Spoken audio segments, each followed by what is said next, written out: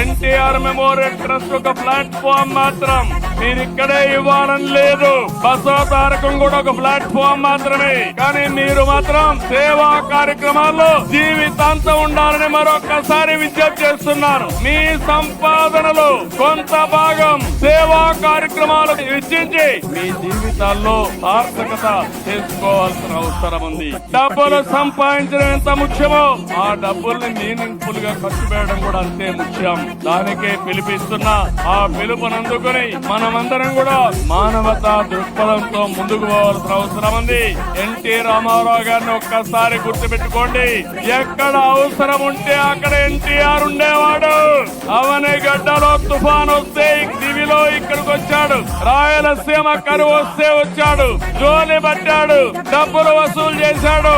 ఎవరైతే బాధితులున్నారో వాళ్ళని ఆదుకున్నాడు. ఆయన స్ఫూర్తి మనలో ఉంది.